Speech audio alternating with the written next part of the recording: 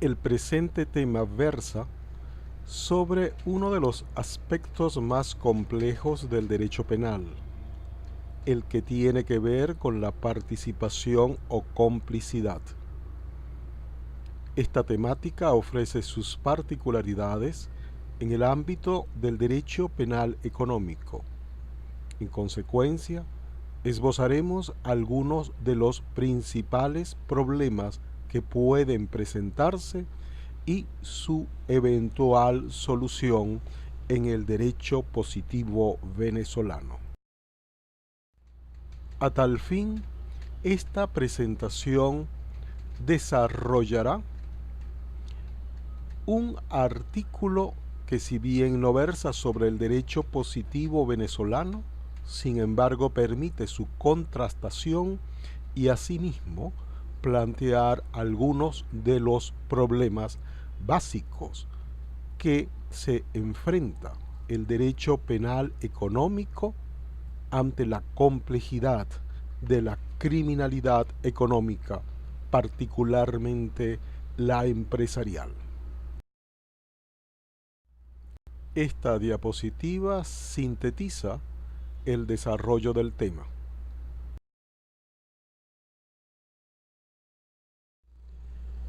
El Código Penal venezolano, en sus artículos 83 y siguientes, pauta las especies de participación que se prevén en el mismo. En primer término, en el artículo 83 se tienen a los perpetradores o autores y a los cooperadores inmediatos. Los primeros son aquellos que ejecutan el verbo constitutivo del tipo, y los segundos, los cooperadores inmediatos, son aquellos que prestan en el lugar de los hechos una cooperación que resulta necesaria para la comisión del delito. En estos casos, la pena es exactamente la misma. En tercer lugar, se tiene el instigador, que es aquel que hace nacer en el otro la determinación, la resolución delictiva, pero no participa materialmente en la ejecución del delito. El artículo 84 prevé la figura del cómplice. En primer término, aquellos que, a diferencia del instigador, lo que hacen es excitar o reforzar una resolución criminal en el perpetrador, y a tal fin prometen asistencia y ayuda para después que el delito sea cometido. En segundo lugar, tenemos aquellos partícipes que suministran medios o dan instrucciones. Y por último, aquellos que prestan su auxilio para que se realice o facilitan que el hecho se cometa, bien que su aporte sea antes de la ejecución del delito o durante la ejecución del delito. En estos casos, la pena aplicable es la del autor o perpetrador rebajada por la mitad. Sin embargo, si tanto el que excita como el que refuerza, el que da instrucciones o suministra medios, o el que facilita o presta asistencia o auxilio, aporta una cooperación que resulta necesaria para la comisión del delito, porque sin ese aporte el hecho no se hubiera cometido, la pena de rebajada por la mitad no se aplica.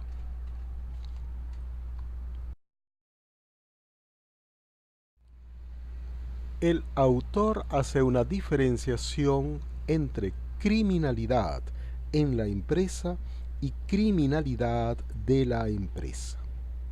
La primera, es decir, la criminalidad en la empresa, es cuando el hecho punible es cometido por quienes integran la unidad económica y atentan contra ella, en tanto que la criminalidad de empresa son los delitos económicos que se cometen a través de la empresa para atentar contra bienes jurídicos de terceros. A los fines de tener en claro cuál es el objetivo o propósito y el ámbito de desarrollo del artículo, conviene tener muy presente que el autor solo se va a ocupar de la criminalidad de empresa, es decir, de aquella actividad delictiva que se comete desde la empresa para los terceros.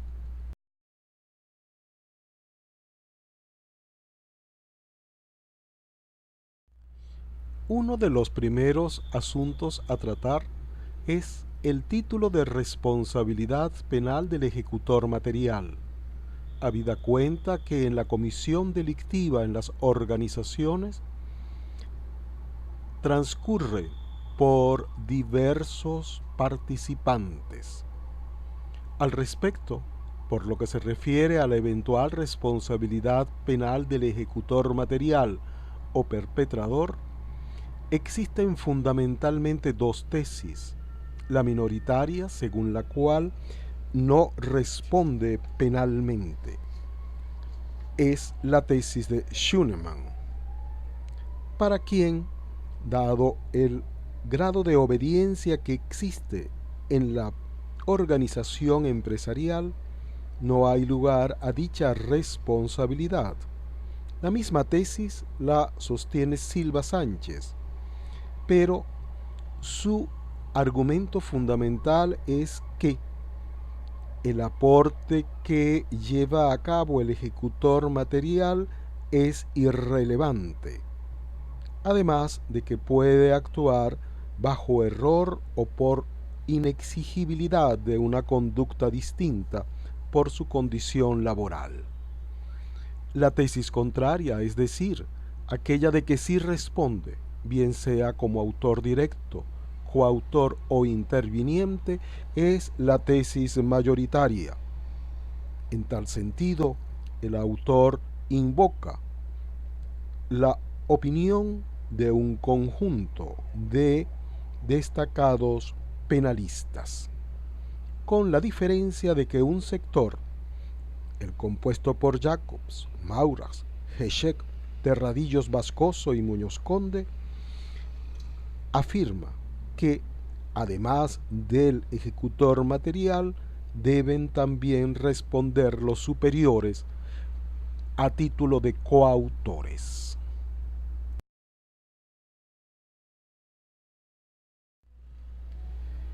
El autor concluye que el ejecutor material puede responder como autor directo o perpetrador, siempre y cuando actúe de un modo autónomo y se trate de un delito común, o se trate de un delito especial y tal ejecutor material cumpla con la condición exigida por el tipo. No olvidemos que el delito común es el que puede ser cometido por cualquiera, en tanto que el especial solo puede ser perpetrado por aquel que reúna las especiales condiciones exigidas por la ley. Sostiene asimismo que el ejecutor material puede ser coautor siempre y cuando actúa de cónsuno con su superior jerárquico o con otros individuos de su mismo nivel y se trate de un delito común o cumpla con la especial condición en el caso del delito especial.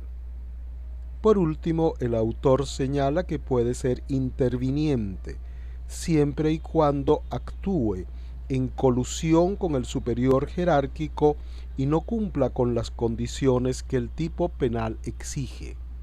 No olvidemos que en este caso, la solución apuntada por el autor no es aplicable al derecho positivo venezolano, habida cuenta que nuestro Código Penal, a diferencia del colombiano, no regula la figura del interviniente, que no es otro que aquel sujeto que concurre a la comisión del delito, pero no tiene las condiciones que el tipo penal exige. Acto seguido, el autor pasa a ocuparse de la responsabilidad penal de los superiores. Esta consideración parte de la especial estructura piramidal o jerarquizada de las empresas. La doctrina se divide entre considerar que los superiores son partícipes, es decir, cómplices, o bien son autores mediatos o coautores. Sobre esto último, tampoco olvidemos que la figura de la autoría mediata no se encuentra prevista en la legislación penal venezolana, por lo que tendrá que ser tratada como participación criminal, siempre y cuando se den los supuestos que la hagan posible, pues hay hipótesis que sólo corresponden a la autoría mediata y que no son de solución a través de las reglas de la participación criminal. Al menos así lo entiende parte importante de la doctrina, que ha sostenido la necesidad de la previsión de la autoría mediata.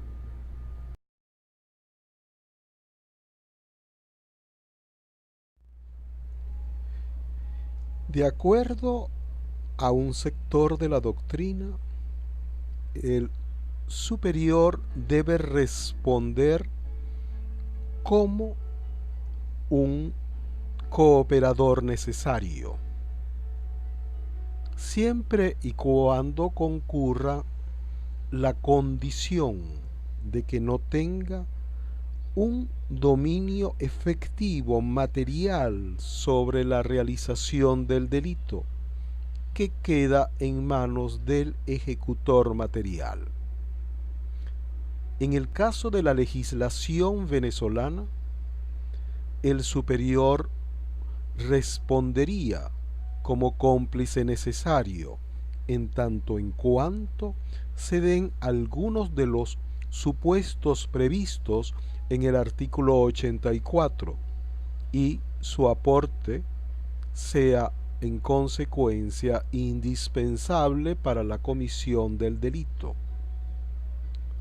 o puede responder a título de instigador, siempre y cuando haga nacer en el ejecutor material la resolución delictiva.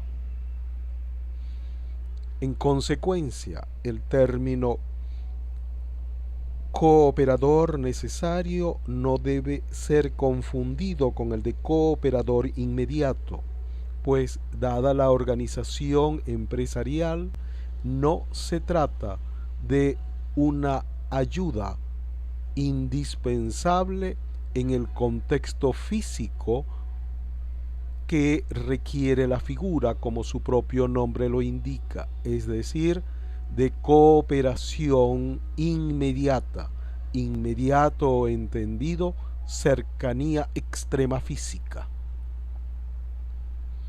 Es por lo tanto una de las soluciones aportadas por el autor que deben ser consideradas a reserva a la luz del derecho positivo venezolano.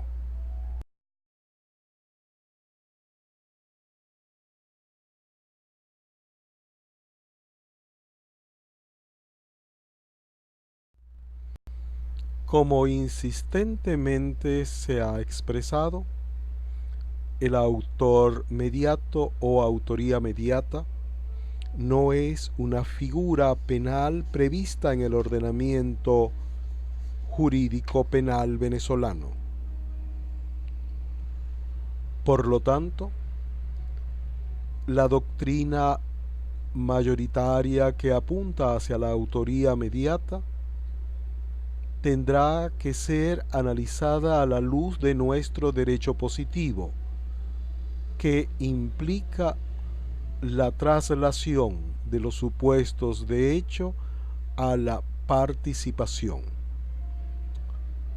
La autoría mediata se configura alrededor de dos ejes: el hombre de atrás, es decir, aquel que maneja desde su posición lo que pudiéramos llamar los hilos del delito, y el hombre de adelante, que es una suerte de marioneta que resulta utilizada por el hombre de atrás o autor mediato.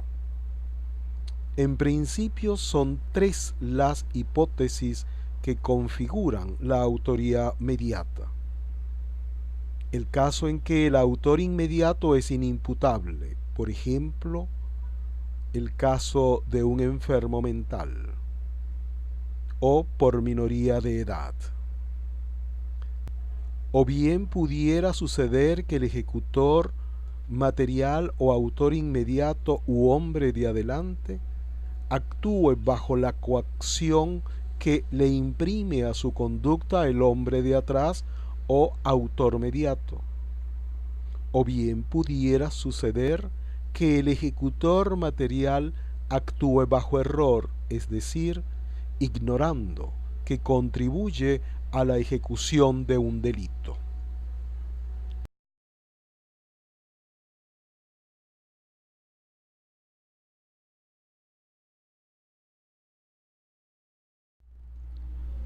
Hay otros supuestos de autoría mediata. Ellos son, en primer lugar, cuando el ejecutor material está autorizado para realizar actividades en sí misma no autorizadas. En segundo lugar, cuando el ejecutor material actúa bajo error de prohibición, es decir, cree que la conducta que realiza es conforme a derecho, o bien considera que concurren los supuestos materiales de una causa de justificación.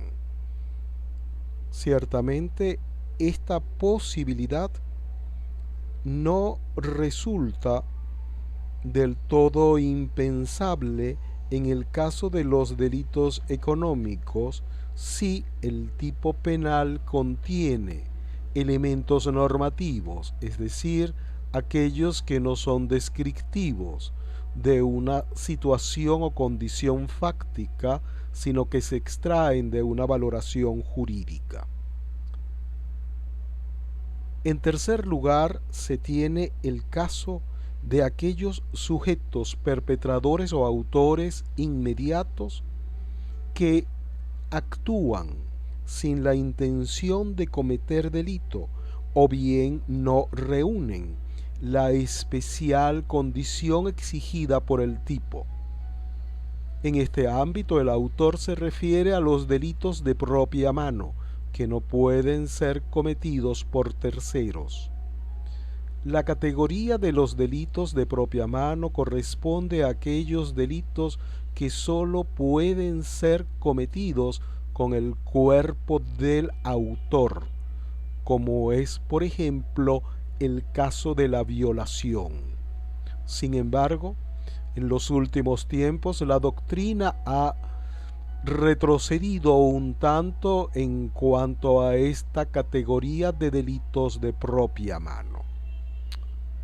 Otro supuesto es el de los aparatos organizados de poder, que es una teoría elaborada por Roxin para posibilitar la aplicación de sanción penal a aparatos militares del Estado, en general aparatos estatales, que si bien guardan una cierta analogía o similitud por su estructura jerárquica u organizacional con determinadas empresas de alta complejidad, sin embargo ocurre que en el caso de la organización empresarial, a diferencia de lo que ocurre en los sistemas de poder público o estatal o militar, muchas veces los autores inmediatos no son fungibles, es decir, no pueden ser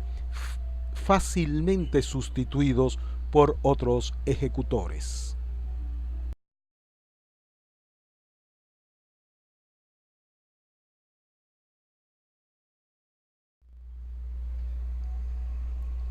La otra posibilidad de responsabilidad penal de los superiores es la coautoría.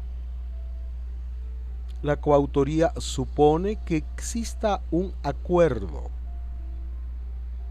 entre los diversos perpetradores y, por supuesto, que exista una división del trabajo si por tal entendemos la ejecución del delito, en tanto que cada uno de los coautores puede ser considerado autor individualmente considerado, supuesto de que no existiera la coautoría. Esto equivale a afirmar que el coautor realiza un aporte, que es la realización del verbo descriptivo del tipo penal en cuanto a tal coautor le corresponde.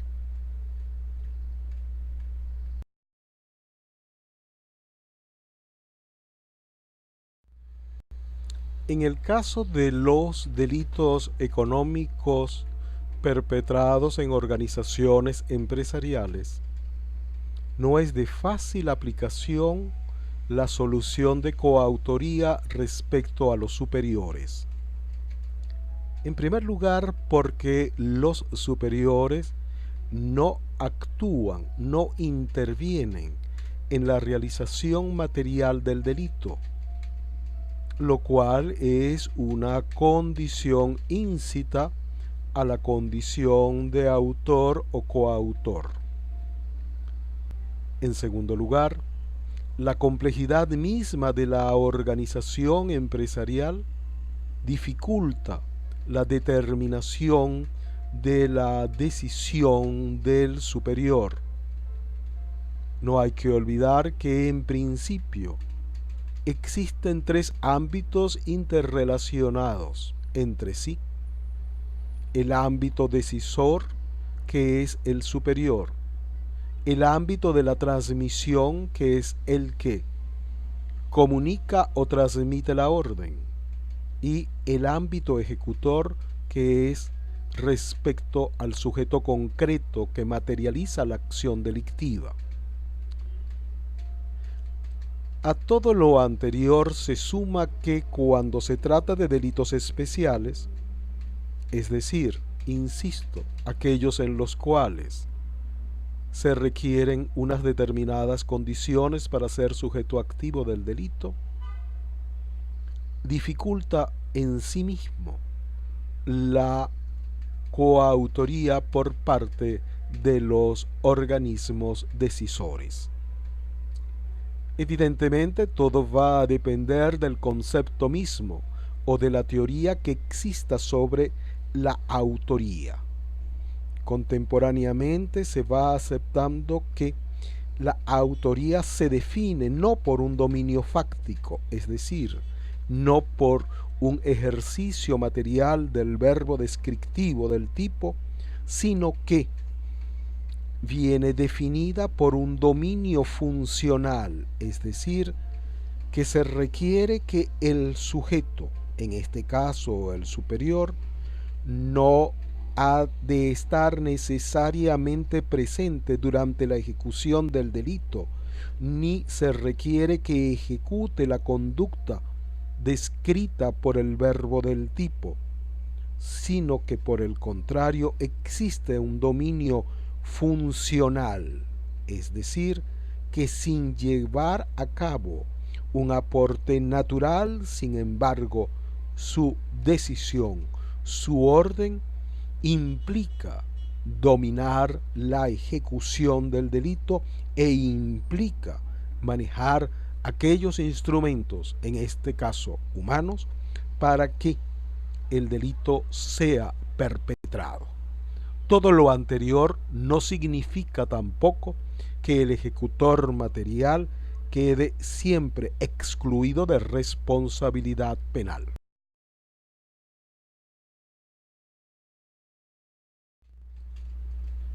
El autor advierte que, en el caso de los delitos especiales, no es posible la coautoría si en su ejecución material alguno de los coautores no reúne las condiciones exigidas por la ley respecto al sujeto activo. En tal sentido, el autor plantea nuevamente la diferencia entre delitos especiales propios e impropios. Los propios son aquellos que no guardan ningún tipo equivalente en la legislación ordinaria, en tanto que los impropios guardan un tipo equivalente. En pocas palabras, si suponemos que exista en una legislación penal la tipificación del delito de peculado, por ejemplo, que solo pueden cometer los funcionarios públicos y el autor material no es funcionario, no podrá responder por peculado, pero sí podría responder por hurto o apropiación indebida, que son tipos análogos al de peculado. Entiéndase bien que no nos estamos refiriendo a ninguna legislación especial, sino a un ejemplo genérico. En el Código Penal colombiano, como antes se dijo, se encuentra la figura del interviniente, es decir, de aquel ejecutor material que no reúne las condiciones que el tipo requiere y que sin embargo puede ser sancionado a tal título. Tal como anteriormente hemos advertido, la figura del interviniente no se encuentra prevista en la legislación penal venezolana.